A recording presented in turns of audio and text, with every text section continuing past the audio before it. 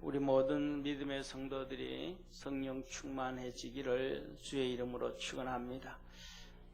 방송실에서 제 마이크만 빼놓고 나머지는 좀 이렇게 전원을 꺼주면 좋을 것 같아요.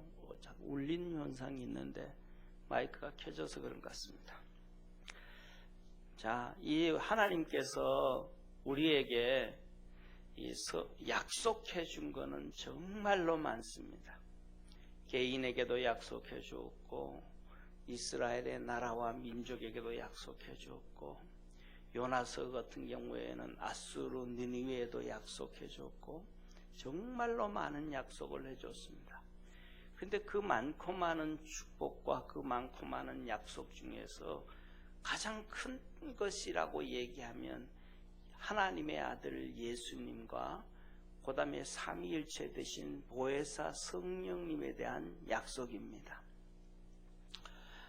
창세기 3장 15절에 내가 너로 여자와 원수가 되게 하고 내 후손도 여자의 후손과 원수가 되게 하리니 여자의 후손은 내 머리를 상하게 할 것이요 너는 그의 발꿈치를 상하게 할 것이니라 하시고, 이 말씀은 아담과 하와가 타락하자마자 하나님께서 이 사단 마귀에게 저주를 하시면서 우리에게 주신 약속의 말씀입니다.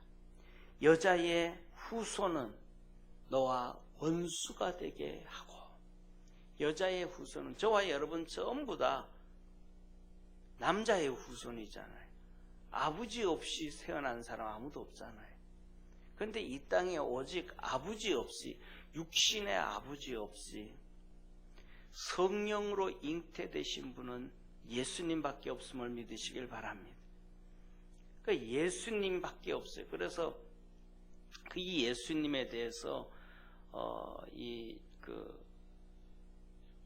와이어 박사가 정말로 연구를 많이, 저는 하늘나라 가셨지만은 정말 연구를 많이 해가지고 하다못해서 예수님이 십자가에 못 박혔을 때에 그 장소를 찾고 그 밑에 돌 사이에 붙어 있는 혈흔을 발견했는데 그 혈흔이 2000년 전이라는 거, 유튜브에 나오면 이게 나와요.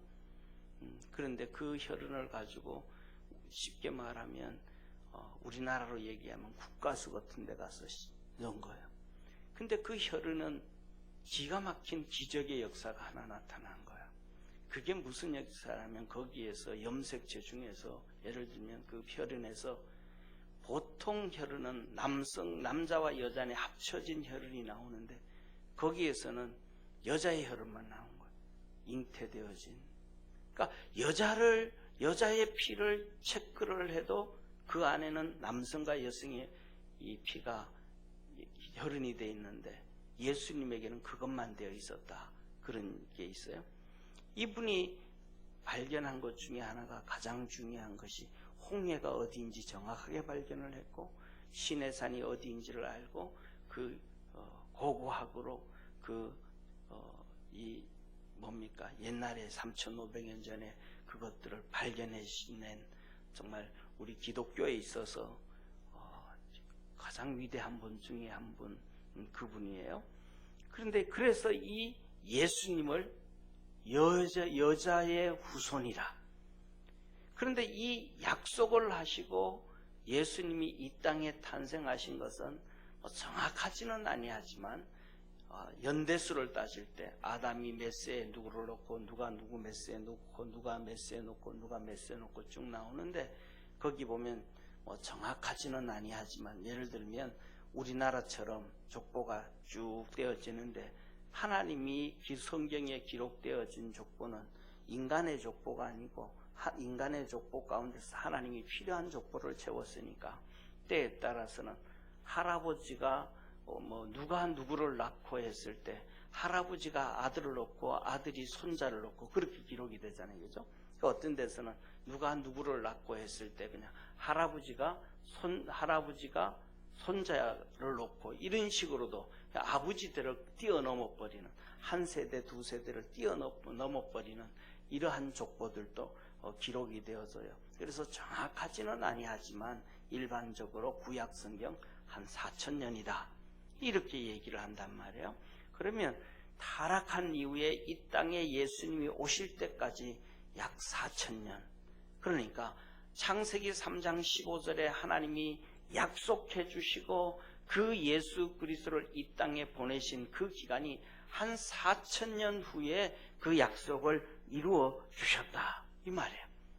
그리고 이 땅에 오신 예수님은 또 가장 큰 약속을 하나 해주셨는데 그 약속이 뭐냐 하면 예수님이 다시 오시리라고 한 약속, 재림하시라고 약속을 하셨는데 그 예수님의 재림에 대한 약속은 아직도 2000년이 지남에도 불구하고 이루어지지 않고 있는데 어느 때 어느 신지는 모르지만 주님은 곧 오신다고 약속을 해주셨고 하나님이 그것에 보증하고 계심을 믿으시길 바랍니다.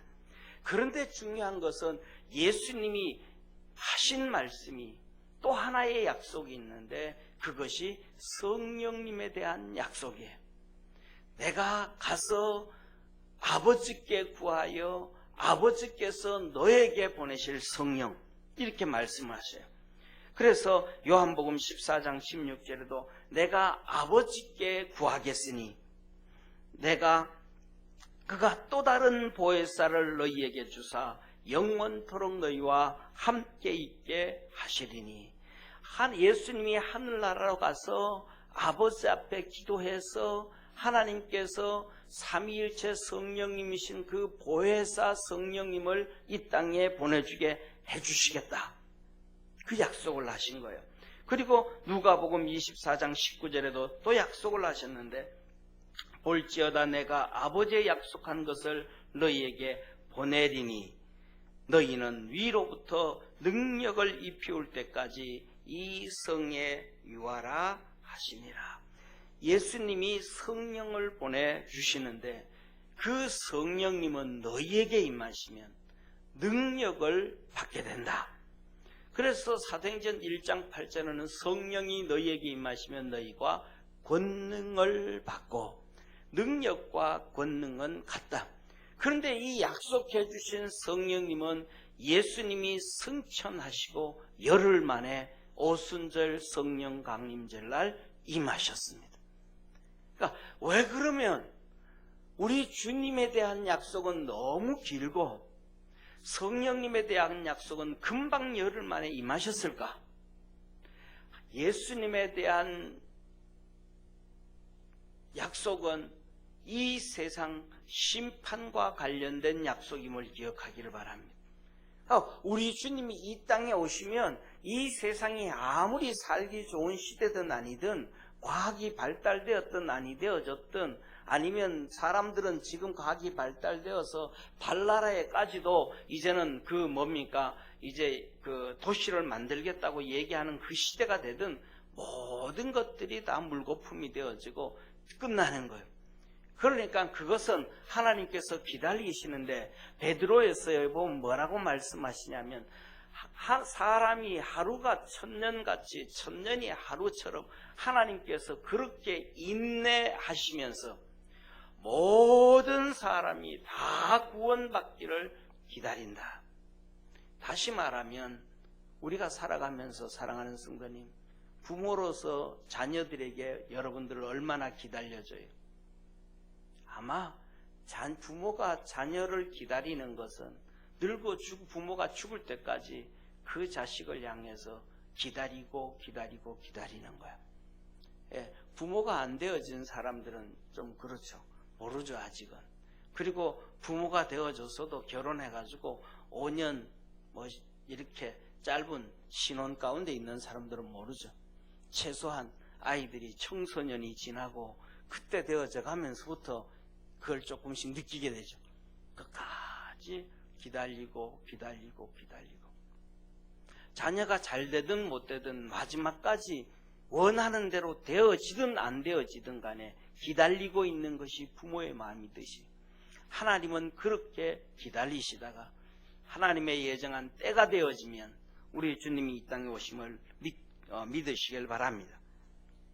그래서 우리 주님께서 이 약속을 해주시고 이제는 예수님이 십자가에 죽으시고 부활하시고 난 다음에는 급해지신 거예요. 뭐가 급해졌는가? 예수님이 이제 하늘나라로 가시고 성령님이 오실 시간이 약속하면 이제 다 되어진단 말. 금방 되어진단 말. 약속하신 것이 금방 되어지는데, 중요한 것은 성령님이 오시는데 제자들이 준비가 되어지지 아니하면 성령님이 그들에게 임하지 아니하시는 거예요. 그래서 주님께서 성령을 다시 준비하라고, 기다리라고 강조합니다. 오늘 본 말씀 19절에 이날 곧 안식 후 첫날 저녁 때에 제자들이 유대인들을 두려워하여 모인 곳에 문들을 닫았더니 예수께서 오사 저희 가운데 서서 가라사대 너희에게 평강이 있을지어다.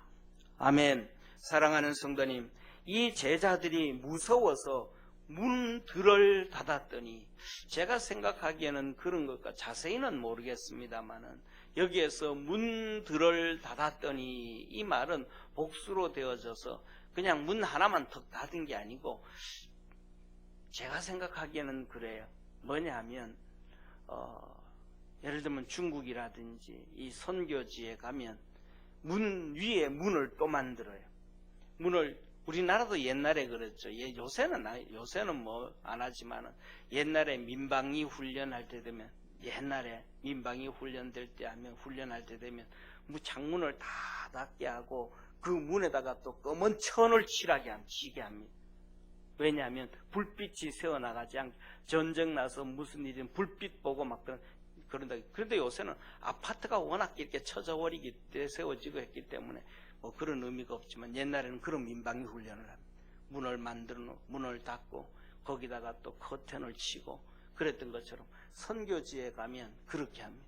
선교지가 문을 닫았고 거기다가 커튼만 치는 게 아니라 두꺼운 이불을 붙여놓고 소리가 바깥으로 나가지 않게 하고, 그리고 그 소리가 나간다 그래도 나갈지 모르기 때문에 그 소리를 이렇게 상세하게 하기 위해서 바깥에다가, 입구에다가 라디오를 크게 틀어놓습니다. 그 나라 민요를, 노래를 막 크게 문에다가 틀어놓습니다.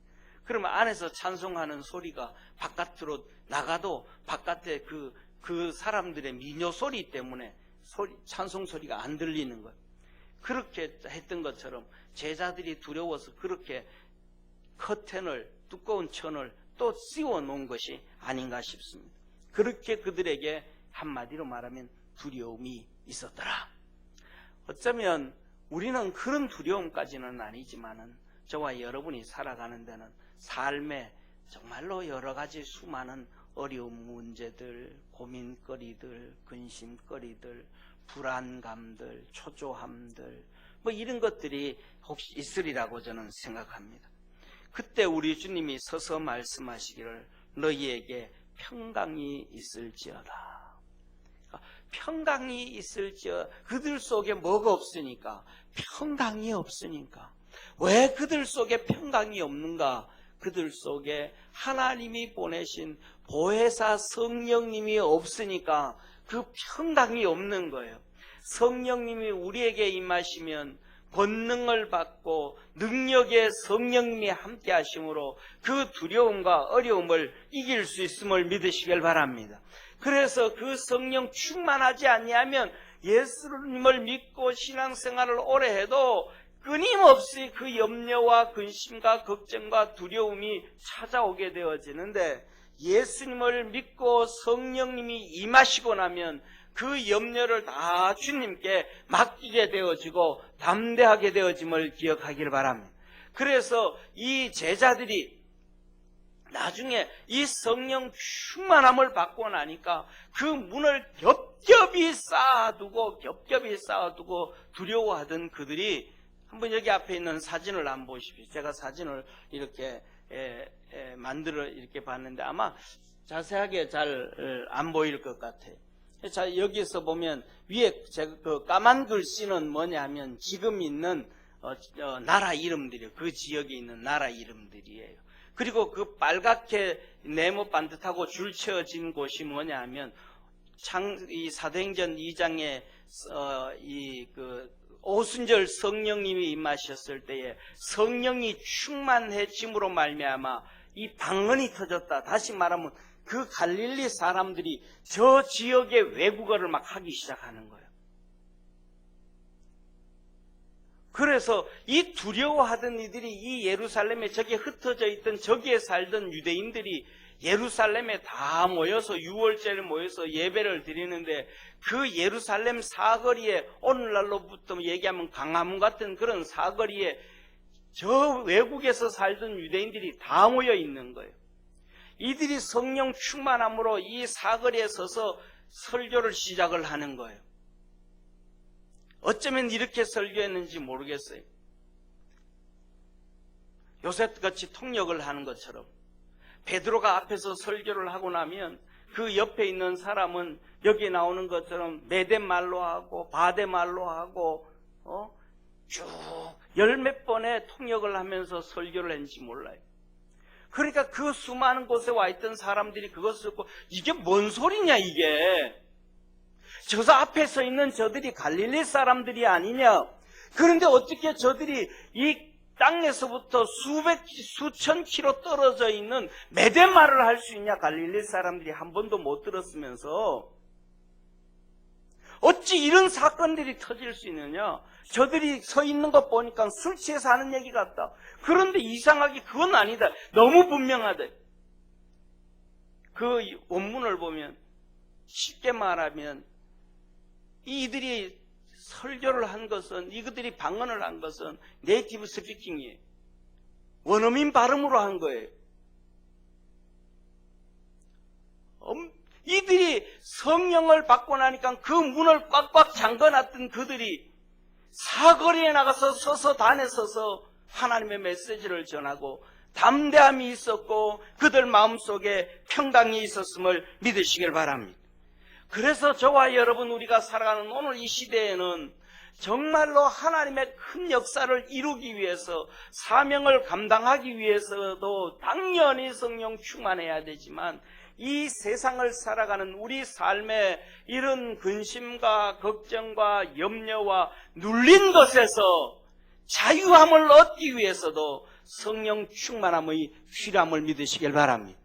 그래서 예수님이 누가복음에 말씀하시기를 주 성령이 내게 임하시고 내게 기름을 부으시고 눌린 자에게 포로된 자에게 자유함을 주게 하려 하십니다. 성령님이 예수님에게도 임하셔서 눌린 자, 포로된 자, 고통당하는 자에게 자유를 주신다 하신 것입니다.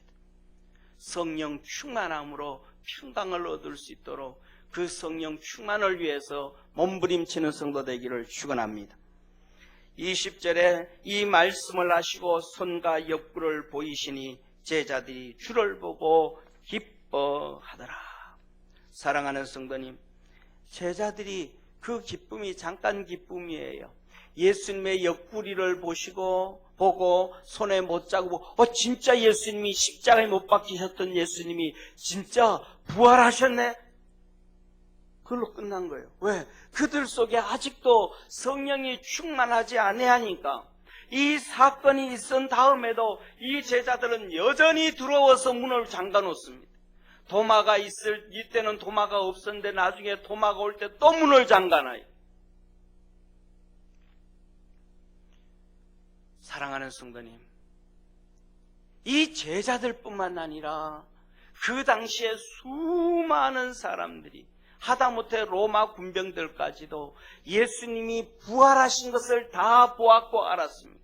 옆구리에 창자국을 보았고 손에 못자국을 40일 동안 보았습니다. 바리새인들도 보았고 사두개인들도 보았습니다. 그런데 그들이 믿음이 없었어요. 예수님을 안 믿었어요. 부활한 걸 보면서도 안 믿었어요. 왜? 그들 속에 성령의 역사가 없으니까. 구원케 하셨던 성령님도 없었을 뿐만 아니라 성령의 충만함이 없었으니까 그들 속에 믿음이 자라지 아니하였고 하나님의 은혜가 쌓이지 아니하였습니다. 그러나 이렇게 말씀을 하고 계셔요. 우리 예수님이 요한복음 14장 26절 보혜사 곧 아버지께서 내 이름으로 보내실 성령, 그가 너희에게 모든 것을 가르치시고 내가 너희에게 말한 모든 것을 생각나게 하시리라. 할렐루야. 성령님이 오셔서 가르쳐 주시고 성령님이 오셔서 기억나게 하시고 생각하게 하신다. 믿음은 하나님의 말씀을 들음에서 있습니다. 할렐루야. 하나님의 말씀을 들음으로 믿음이 성장되어지는데 성령님이 우리 속에 오셔서 그 말씀을 생각나게 하고 듣게 해주셔서 믿음이 자라게 해주시는 거예요. 그런데 이들에게 성령이 없으니까 믿음이 아직 자라지를 않으니까 그들에게 역사가 안 일어나는 거예요. 두려움이 여전히 있는 거예요. 요한복음 15장 26절, 내가 아버지께로서 너에게 보낼 보혜사 곧 아버지께로서 나오시는 진리의 성령이 오실 때에 그가 나를 증거할 것이요. 보혜사가 오시면 예수님이 증거되는데 예수님이 진짜 하나님의 아들이구나. 예수님이 진짜 구세주이구나. 예수님이 진짜 우리의 생명이구나. 예수님이 진짜 우리의 소망이구나. 예수님이 진짜 하나님의 사랑이구나. 예수님이 진짜 이 세상의 인류의 빛이시고 그가 진짜 소망이구나. 누가? 성령님이 깨닫게 해주신다는 거예요. 그런데 그 속에 성령님이 없는 사람이 뭐 이거는 어떻고 저거는 어떻고 다 그건 뭐예요? 껍데기. 성령님이 오셔야 깨닫게 되어지고 알게 되어지고 믿음으로 달려가게 되어짐을 기억하는 우리 성도 되어지기를 축원합니다. 그러니까 예수님이 없는 이들에게 뭐가 나타나요? 유물론이 나타나요. 사회주의를 만드는 칼 막스, 마르크스, 유대인, 진화론의 창시자 다윈, 유대인, 공산주의, 사회주의 혁명을 일으키며 코민트리를 만든 레닌, 유대인. 결국 공산주의 그것을 무너뜨리고 이거는 허구다. 진짜 생명은 자유주의, 민주주의에 있다. 독일을 스스로 해체해버린 고르바초프, 그의 부인, 유대인. 정말로 철저하게 예수를 믿고 하나님을 믿고 쫓아가는 사람들, 그들도 유대인. 사랑하는 성도님, 그들 속에 성령이 있는 사람과 그들 속에 성령이 없는 사람들이 똑같은 아브라함의 후손이지만은 검은 것과 흰 것의 차이점처럼 빨간 것과 파란 것의 차이처럼 그렇게 극명하게 달라짐을 기억하기를 바랍니다. 그 속에 성령이 없으니까 하나님도 없다, 내세도 없다. 인간 이 몸이 뭐냐? 단백질로 가득 찬 것이다. 유물론, 사회주의. 하나님을 알면서도 성경을 믿으면서도 그 속에 성령이 없으니까 그 길로 가는 거예요. 그런데 그 속에 생명이 있는 사람들은 주님을 찾는 거예요. 저와 여러분, 우리가 하나님의 은혜를 받아서 우리를 하나님의 자녀 만드시고 구원케 하신 성령님이 여러분 속에 계심을 믿으시길 바랍니다. 이제는 그 성령님으로 인하여 다시 새롭게 되고 충만케 되어져서 하나님의 거룩한 역사를 볼 수 있는 복된 성도 되기를 축원합니다. 오늘 21절에서 23절에 그래서 그 성령 받은 자에게 하시는 말씀이 이렇게 말씀합니다. 아버지께서 나를 보내신 것처럼 나도 너희를 보내노라. 이 말씀을 하시고 저희를 향하여 숨을 내쉬며 가라사대 성령을 받아라. 너희가 네 죄든지 사하면 사해질 것이요 네 죄든지 그대로 두면 그대로 있으리라 하시니라. 사랑하는 성도님, 우리 주님 말씀합니다. 내가 너희를 세상에 보내는데 성령 충만함으로 가야 된다. 그렇지 아니하면 넘어지고 죄짓고 타락하고 하나님의 일을 제대로 감당하지 못한다.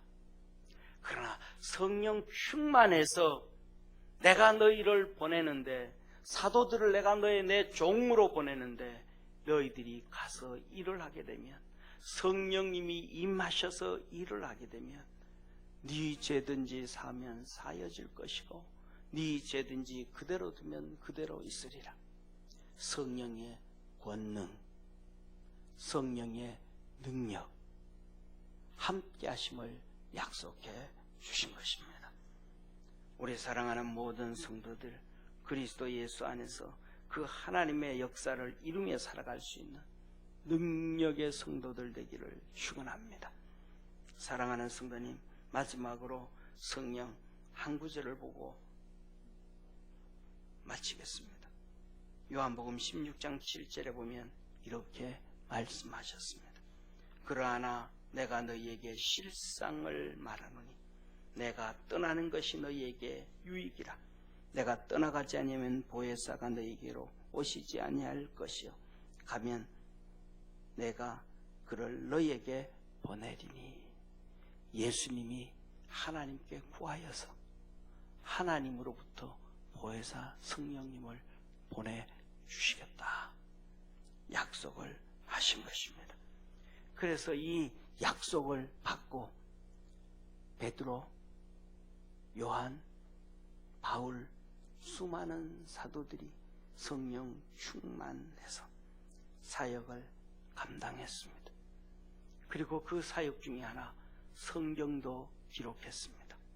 그래서 성경의 모든 성경은 성령의 감동으로 기록된 것으로 책망하고 바르게 교육하고 의로 교육하고 하나님의 사람으로 온전하기에 부족함이 없는 책이라. 그 일까지도 성령의 충만함으로 일을 해 나갔고, 오늘은 저렇게 기록 앞에 보이는 것처럼 오순절 성령의 충만을 받아서 주위에 15개국에 방문을 하면서 외국어를 하면서 사역을 감당했습니다. 우리 사랑하는 모든 성도들이 성령 충만함을 사모해서 우리 삶의 어려운 문제에 담대한 삶 살기를 축원하고 하나님의 일을 감당하는 능력의 성도 되기를 축원합니다. 기도하겠습니다.